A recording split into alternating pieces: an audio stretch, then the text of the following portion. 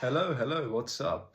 This is going to be quite a niche video, but nonetheless something I find quite interesting, given the logistical challenges that were faced and the impact that it had nationwide on the people living in this country. So, what do you think I'm talking about? Probably some kind of revolutionary government policy or the dawn of a conflict. You would be wrong. I'm actually talking about Helgdagen, or H-Day, when the Swedes changed the side of the road that they were driving on. And it took place on the 3rd of September 1967 at 5 in the morning.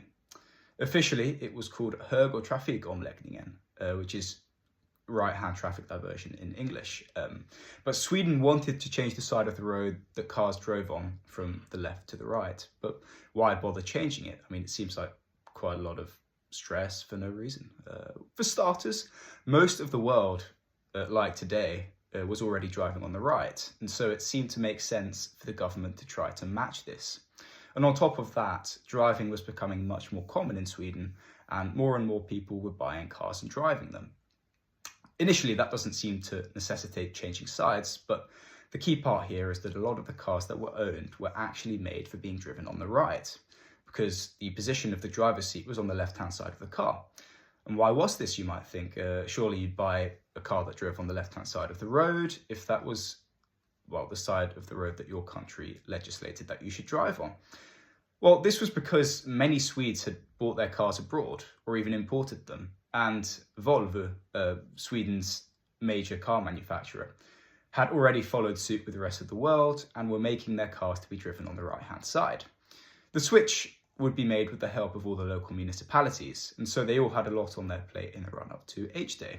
Road signs had to be repainted, as well as road markings, and some municipalities even took the opportunity to completely revamp their transport, such as by removing tram lines to open up more bus routes. The total cost for changing public transportation was around £23,500,000, or $31 million US. 360,000 street signs had to be moved, and they were largely moved just the day before the switch occurred. The total project cost the Swedes 628 million kronor, which is equal to around £50 million and $65 million US.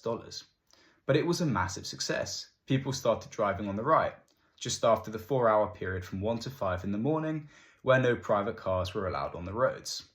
And the project, though seeming to be costing a large sum, was actually considerably smaller in cost than it might have been, due to the capability and careful management of the organisers. The 2017 budget for transportation in Sweden was put at $2.97 billion US, which really puts into perspective the success of H-Day. And there was actually less incidents of traffic going wrong that day. So when the change happened, there were only 157 minor incidents reported, and this was less than average for a Monday in Sweden at the time. If you enjoyed, drop a like, subscribe for more, and I'll see you in the next one.